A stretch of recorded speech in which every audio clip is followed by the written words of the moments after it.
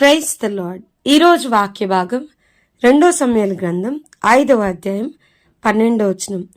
ఇశ్రాయేలీల మీద యెహోవా తను రాజుగా స్థిరపరిచిననియు ఇశ్రాయేలీలను బట్టి ఆయన జనుల నిమిత్తము రాజ్యము ప్రబలము చేయుననియు దావీదు గ్రహించెను. ఈరోజు ఈ వాక్య భాగం ద్వారా దేవుడు మనతో మాట్లాడుతూ ఉన్నారు.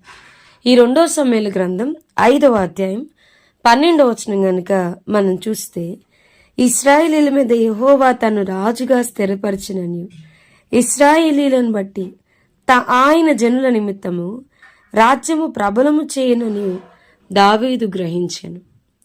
సో ఈ 5వ అధ్యాయం 12వ వచనం మనం చూస్తే గనక దావీదు గ్రహించుకున్నాడంట ఎందుకు దేవుడు అతన్ని రాజుగా చేశాడు, ఎందుకు వై గాడ్ చోస్ హిమ్, ఆ సెలెక్షన్ వెనుకున్న పర్పస్ ఏంటి, ఎందుకు చేశాడు, అతని దేవుని యొక్క ఉద్దేశం ఏంటి అనేది దావీద్ గారు గ్రహించుకున్నారు.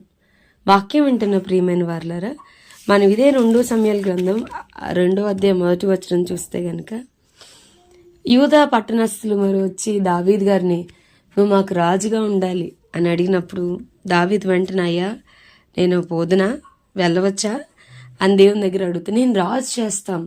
సౌలు చనిపోయిన వెంటనే మనం గమనిస్తే కనుక దావీద్ గారి యొక్క బయోగ్రఫీ చదివితే ఎక్కడ సింహాసనం మీద కూర్చోడానికి ప్రయత్నం చేయాల.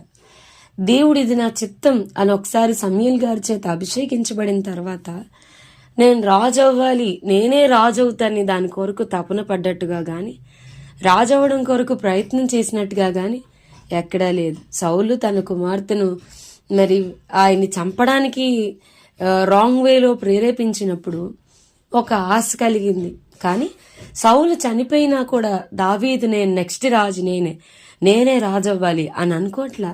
యూదా వారు వచ్చి, అయ్యా మాకు రాజుగా నువ్వు ఉండు అని అడిగినప్పుడు మరలా దేవుని వద్ద విచారు, అమ్మయ్యా దేవుడు చెప్పిన టైం వచ్చింది, ఇప్పుడు రాజైపోతానని అనుకోకుండా దేవుని వద్ద విచారణ చేస్తున్నాడు. అయ్యా వెళ్ళమంటావా, ఎక్కడికి వెళ్ళమంటావు అంటే ప్రభు మరి హెబ్రోనుకు పోమని ప్రభు సెలవిచ్చడం మనం చూస్తూ ఉన్నాం. ఈ 5వ అధ్యాయంలో మనం చూస్తే కనుక దేవుడు అతనిని ఎందుకు రాజుగా ఎన్నుకున్నాడు, దాని యొక్క పర్పస్ అనేది మరి దావీదు గారు గ్రహించారు.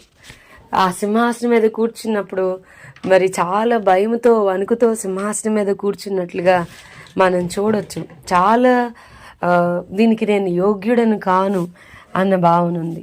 దావీదు గారు రాజు అయిన వెంటనే ఆయన చేసిన ఫస్ట్ పని ఏంటయ్యా అంటే దేవుని మందసం కొరకు.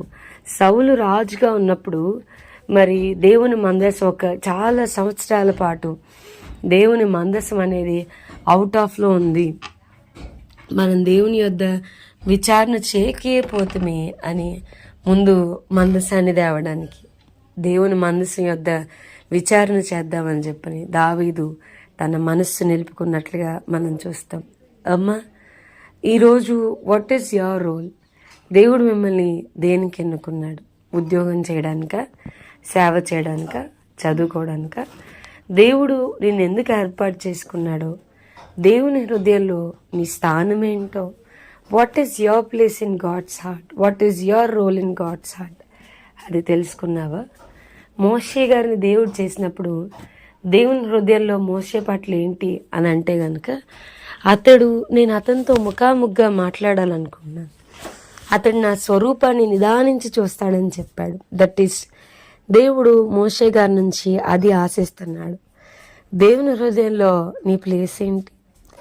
దేవుడు నీకు ఇచ్చిన పొజిషన్లో దేవుడు నిన్నేమి చేయాలని కోరుకున్నాడో అది మనం గ్రహించామా? దావీదు గ్రహించుకున్నాడు. అందుకని దేవునికి ఇష్టానుసారుడైన మనుష్యుడిగా, దేవుని హృదయానుసారుడైన మనుష్యుడిగా ఉన్నాడు. మన జీవితాల్లో మనం కూడా గ్రహిస్తే దేవుణ్ణి మనం సంతోషపెట్టగలం.